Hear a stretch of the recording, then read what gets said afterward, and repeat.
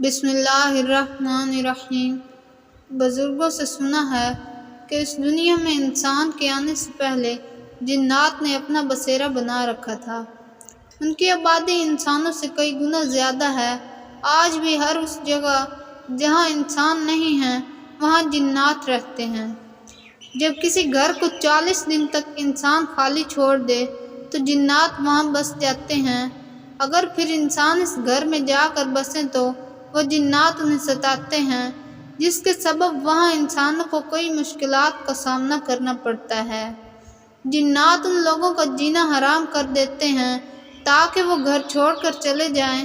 اس لیے بزرگ ہمیں صلاح دیتے ہیں کہ جو گھر 40 دنوں سے زیادہ خالی پڑا ہے اس میں بسنے سے پہلے 40 دن وہاں شام میں چراغ جلائیں۔ ایسا کرنے سے جنات کو اطلاع مل جاتی ہے کہ اب یہاں انسان آنے والے ہیں، لہٰذا وہ اپنے لیے دوسرا ٹھکانہ ڈھونڈ لیتے ہیں اور وہاں سے نکل جاتے ہیں۔ انسانوں ہی کی طرح جنات بھی اللہ کی مخلوق ہیں۔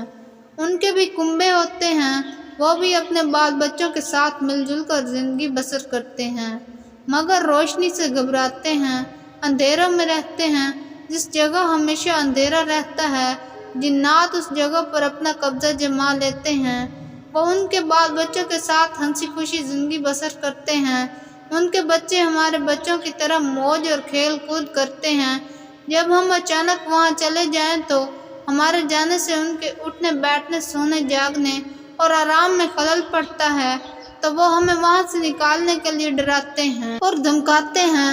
ہم نے سنا کہ جنات صرف زمین پر ہی نہیں بلکہ دوسرے سیاروں پر بھی بستے ہیں۔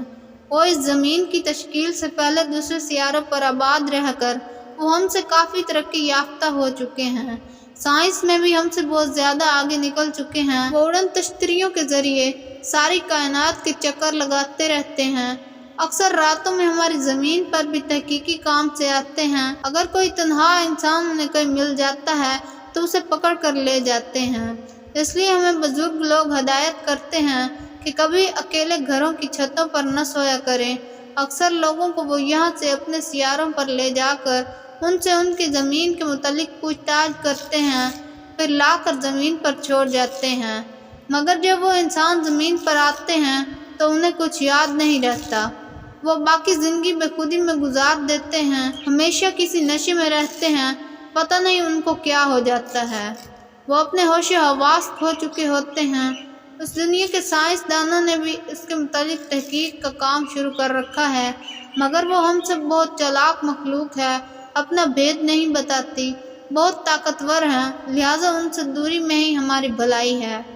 ویسے اللہ بڑی حکمت والا ہے اور ہم پر اس کی بڑی مہربانی ہے، وہ انہیں ہمیں بے وجہ تنگ کرنے سے روکے ہوئے ہے۔ اللہ تعالیٰ نے ہم کو اشرف المخلوقات کا درجہ دے رکھا ہے۔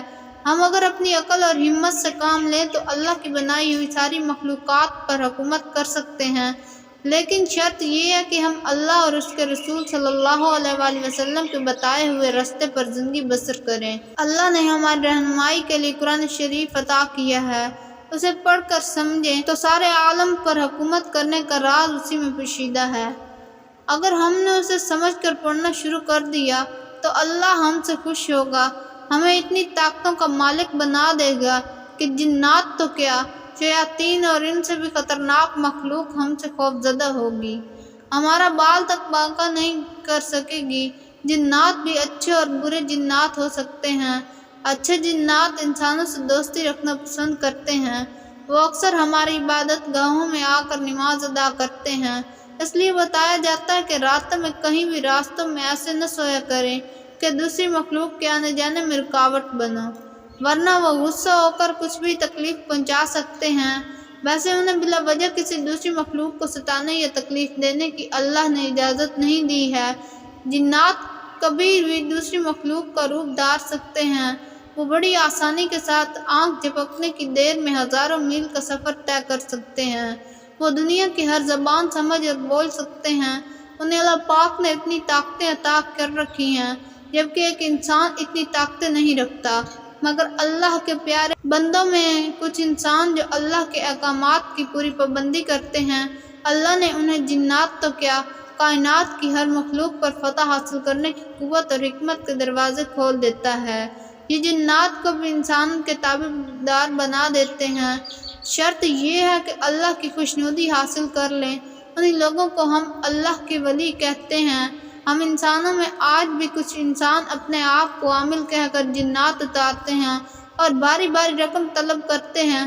وہ خود کو جنات کو مٹھی میں لینے کے عملیات کے ماہر بتاتے ہیں، مگر جہاں تک ہماری معلومات ہیں ان کے مطابق اگر کوئی جن کو تابع کر لے تو وہ عام انسانوں سے کچھ طلب کیوں نہیں کرے۔ جن انہیں وہ سب گھر لا کر دے سکتا ہے تو ان کو ہم سے پیسے لینے کی کیا ضرورت ہے۔ حکم کرو آقا تابعدار جن پوچھتا ہے۔ ہم نے جنات کو اپنے تابعدار بنا لینے کے متعلق بھی سنا ہے۔ اس کے لیے قرآن پاک میں کچھ مخصوص آیات کے ورد کرنے کا کچھ خاص طریقہ ہے، کچھ خاص شرائط اور پرہیز واجب ہیں۔ یہ کسی کے بس کی بات نہیں ہوتی کہ وہ جنات کو اپنے تابع بنا سکے۔ جو کوئی اسے اپنا تابعدار بنا لیتا ہے تبھی اسے کئی مشکلات کا سامنا کرنا پڑتا ہے۔ ہر گھڑی حکم کرو آقا کہتے ہوئے آگے آ جاتا ہے۔ جب کوئی کام عامل کرنے کے لیے حکم دیتا ہے تو لمحہ بھر میں وہ منو پتھر ادھر سے ادھر پلٹ کر پھر حاضر ہو جاتا ہے۔ حکم کرو آقا کہتے ہوئے عامل کو سونے اور کھانے پینے نہیں دیتا۔ وہ ہم انسانوں کی طرح بیکار نہیں رہ سکتے، ہمیشہ کچھ نہ کچھ اٹھا کر پٹکتے رہتے ہیں۔ کچھ بزرگوں نے جنات کے ہاتھوں مساجد کی راتوں رات تعمیر کروائی ہے۔ الغرض ایسی مخلوق جس کا مزاج ہم سے الگ ہے، وہ ہم سے الگ ہی رہیں تو بہتر ہوگا۔ تاہم انسان اگر چاہے تو جنات بھی اسے خوف زدہ ہو سکتے ہیں۔